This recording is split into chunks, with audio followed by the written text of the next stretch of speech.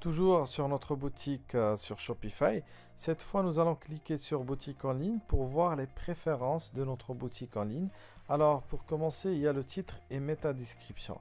Le titre et métadescription, ce sont des attributs qu'on va remplir ici, des zones de texte, qui vont définir comment notre boutique va s'afficher sur le moteur de recherche et plutôt la page d'accueil. Donc ici, c'est juste pour la page d'accueil, comment elle va s'afficher sur le moteur de recherche. Je vous donne un exemple. Donc si je tape Agence Digitale France ou n'importe quel mot-clé, j'aurai des résultats textuels, des annonces textuelles comme celle-là, d'accord, ou des résultats textuels. On appelle ça méta-description et en haut, donc sur le titre, on l'appelle méta-titre, d'accord. En anglais, c'est meta-title et meta-description. Et ce sont des éléments qu'on doit définir nous-mêmes pour voilà, avoir un affichage voilà, adéquat et tout. Donc on met ici pour le titre de la page, on peut mettre ici sur l'exemple, par exemple ici, voilà, boutique. Voilà donc le titre qu'on a mis ici. Donc on a mis le nom de notre business, de notre boutique. Et à côté, un petit slogan, donc Huge Selection and Low Prices. Et sur la métadescription, on a mis juste un exemple presque identique ou quasi identique de Amazon. Donc on a mis Yes, we ship you, we ship to you. Voilà, donc une petite description. Donc chacun doit mettre sa propre description. Alors, vous pouvez aussi, dans le titre de la page, euh, tirer parti de ça et en mettant des mots-clés qui sont pertinents par rapport à ce que vous faites, par rapport à vos produits, etc. D'accord?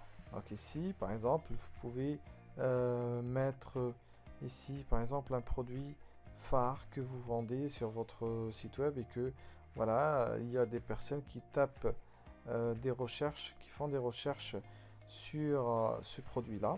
Ok, donc voilà, on peut rester juste sur cet exemple-là. Après, nous avons sur la deuxième section, nous avons Google Analytics. Donc, dans Google Analytics, c'est un géant du web.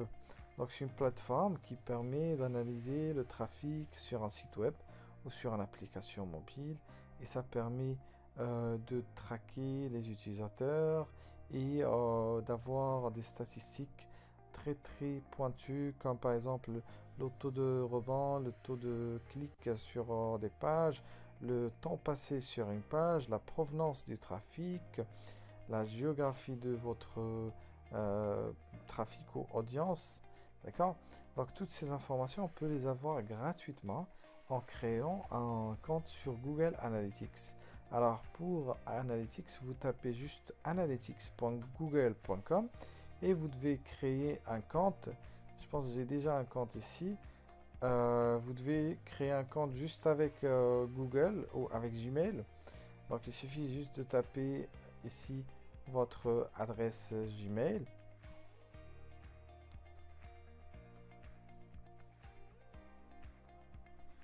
Voilà, mot de passe et tout. Et après, une fois que c'est fait, vous aurez accès à ça.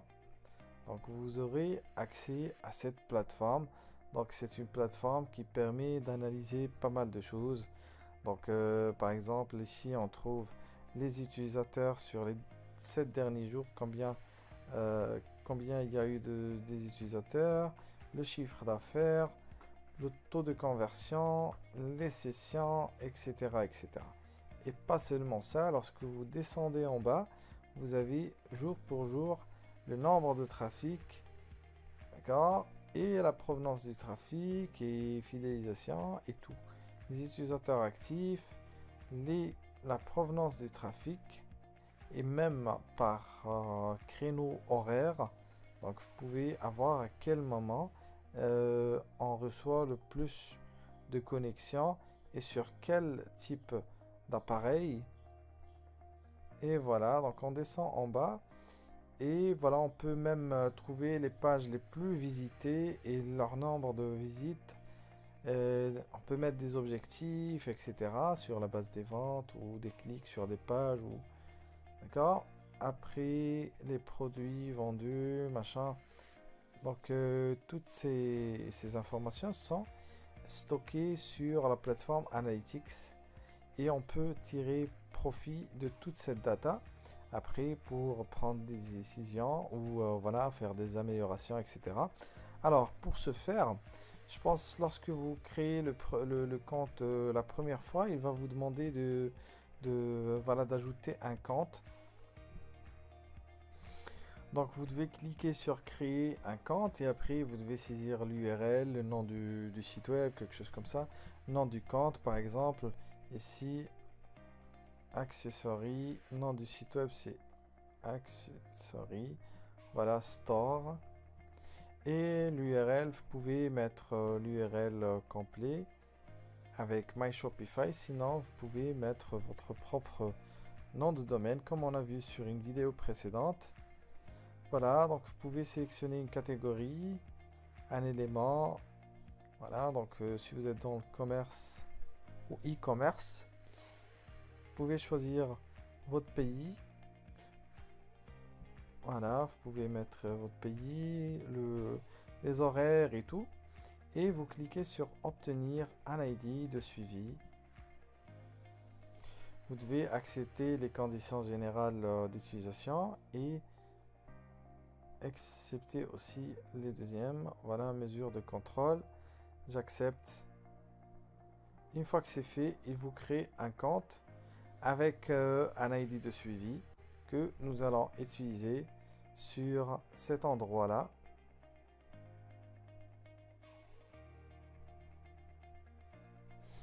Donc voilà, opération réussie et nous avons ici un identifiant plus un script. Je pense ici on aura besoin du script. Oui, vous pouvez générer un rapport qui vous aide coller comment configurer ça, coller le code ici. Donc on colle tout le code ici. Alors pourquoi faire? C'est pour donner à Google Analytics la main, d'accord, sur l'ensemble des pages de notre site web. Donc le fait de mettre ça ici, donc ça va l'intégrer sur l'ensemble des pages qui sont sur mon site web.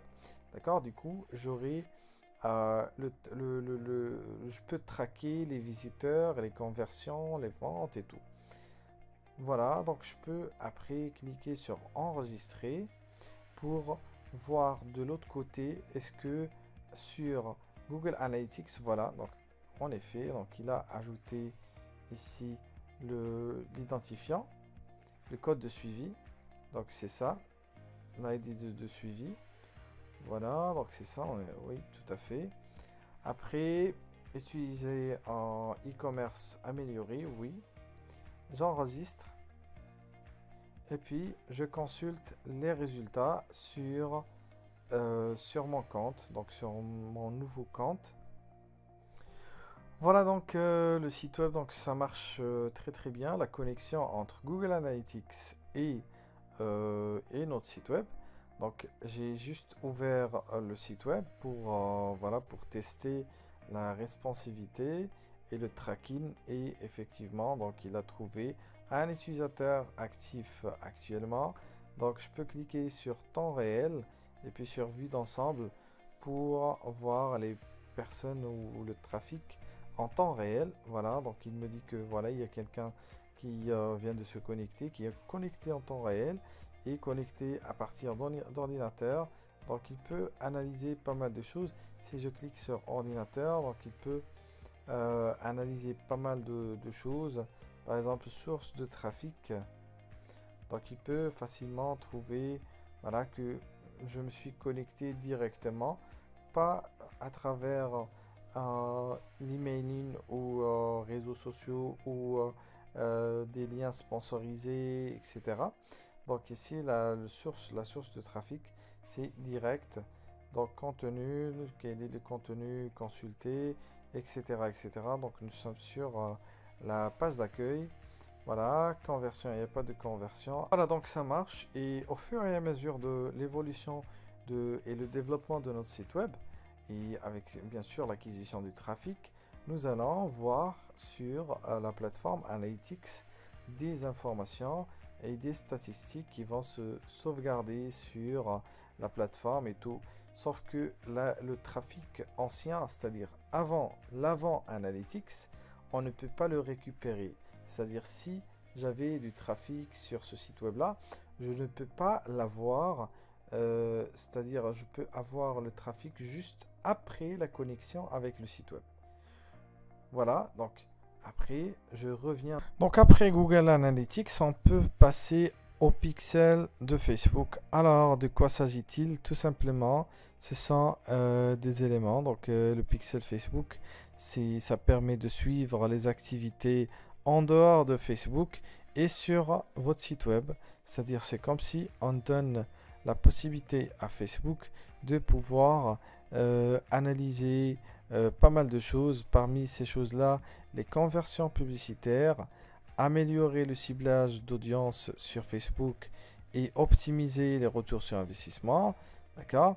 Et aussi découvrir ce que font les personnes sur notre site web, mais toujours en provenance de Facebook, c'est-à-dire lorsque je vais mettre une campagne publicitaire et qu'il y aura des personnes intéressées qui vont cliquer sur un bouton pour aller checker ou en savoir plus sur mon site web. Donc Facebook, grâce au pixel, il aura la main sur mon site web. Il pourra suivre le trafic, les conversions, les actions faites sur le site web et ainsi de suite. Alors pour ce faire, on doit créer sur Facebook un pixel. Donc le pixel, comment ça se crée? Donc le pixel, ça se crée sur ce niveau. Vous pouvez soit taper facebook.com/events manager. D'accord, donc sur le lien suivant, on tape Events Manager. Events, c'est en anglais. Events-8 Manager. Et on clique sur Entrée. On accède à cet endroit. Sinon, on peut rester toujours sur facebook.com. Et voilà, cliquer sur Créer. Et puis, créer une publicité. Voilà, donc on clique sur publicité.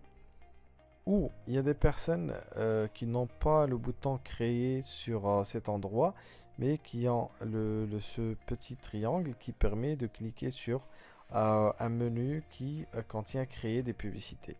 D'accord, donc on passe à cette étape-là et après on n'est pas intéressé par la publicité pour l'instant, mais on clique sur les trois barres en haut à gauche et sur tous les outils et on clique sur Pixel. Voilà, donc lorsqu'on clique sur Pixel, on va se rediriger vers cet endroit. Alors, peut-être qu'il y a des personnes qui vont pas trouver Pixel activé. Vous devez, dans ce cas-là, créer un compte sur la plateforme business.facebook.com et après, donc pour Business Manager, il va vous activer l'utilisation des pixels. Donc voilà les différentes étapes pour accéder au pixel. Donc le pixel il est là. Donc qu'est-ce qu'on est demandé à faire? Donc on nous demande de cliquer sur créer un pixel. Voilà, et je peux l'appeler par exemple Accessory Store. Voilà, l'URL, je pense. J'ai l'URL quelque part ici, voilà. Comme on a fait pour le cas de Google Analytics, donc il y a un code qu'on doit récupérer et tout. Donc c'est bon, c'est créé. Il faut juste récupérer le code. Voilà donc l'étape suivante, installer le pixel, connecter une plateforme partenaire. Donc il y a, je pense, ici Shopify. Donc on peut le connecter sans passer par le code du pixel, mais si vous voulez tout de même utiliser le code pixel, je pense ici, qu'est-ce qu'il demande? Le code. Donc il demande un ID de Facebook Pixel. Donc on va jeter un œil sur la première option. D'accord, on choisit Shopify. Voilà, Shopify Online, parce que ça se fait rapidement.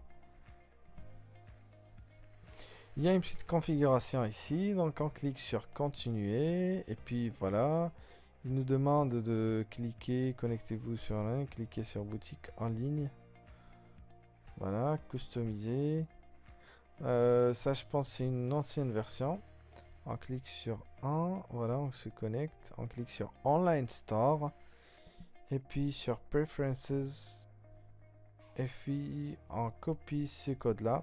Voilà, donc ça, c'est le code qu'on nous demande sur Pixel.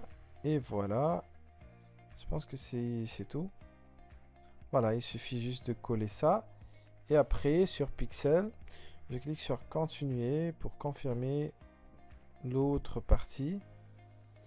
Entrer l'URL pour ce site web là. Donc on a déjà entré l'URL. C'est déjà fait, voilà. Donc je reviens sur Pixel, je mets envoyer un test et je suis censé avoir un test. Voilà, tout à fait, donc ça marche. Ça doit marcher sans problème. Donc je reviens sur Pixel plutôt. Voilà, c'est actif. Maintenant, en quelques étapes, Facebook, il va traquer le trafic en sa provenance sur notre site web. D'accord? Il aura la main sur pas mal de choses. Donc ça, c'est très très utile, surtout pour le retargeting et tout. C'est-à-dire lorsque quelqu'un quitte un panier et que voilà, il a quitté le panier parce que peut-être qu'il avait un problème de paiement et tout. Donc, ou il a juste oublié, ou il avait une interruption ou quelque chose comme ça. Donc, vous pouvez le retargeter grâce au pixel et grâce aux audiences personnalisées et tout. D'accord? Donc, vous pouvez après le retargeter. Donc, le retargeting est très très utilisé. Voilà, qu'est-ce qu'on fait après? On clique sur fermer, pas la peine de configurer d'autres choses. D'accord? Après, en quelques jours après, on va voir sur cet endroit là, donc sur le pixel qu'on vient de créer, des statistiques et tout. Voilà, donc on peut tester des événements offline, etc., etc. Donc ça, on va le voir après sur la partie Facebook. Donc voilà, il nous reste juste la protection par mot de passe. Alors, il faut activer le mot de passe pour restreindre l'accès à la boutique, etc. Vous allez le remarquer, je pense, lorsque on utilise la version gratuite. Donc, il y a un password. Donc, on est obligé de taper son nom et tout pour accéder. Alors, les visiteurs lambda ne peuvent pas accéder à la plateforme tant qu'il y a un password. Car on est maintenant en train de travailler sur une plateforme qui voilà, qui est en mode de développement, d'accord, en mode, pas en mode production, d'accord. Donc je dois mettre par exemple ici mon adresse email pour que il puisse m'ouvrir la page. We will send you email. Bon, il m'a même pas laissé ouvrir la page, donc car elle est protégée par un mot de passe. Alors pour avoir la possibilité d'afficher la page aux visiteurs lambda, à nos visiteurs, il faut choisir un autre forfait. Donc voilà, c'est tout pour cette vidéo. Donc je vous donne rendez-vous juste après. Donc merci.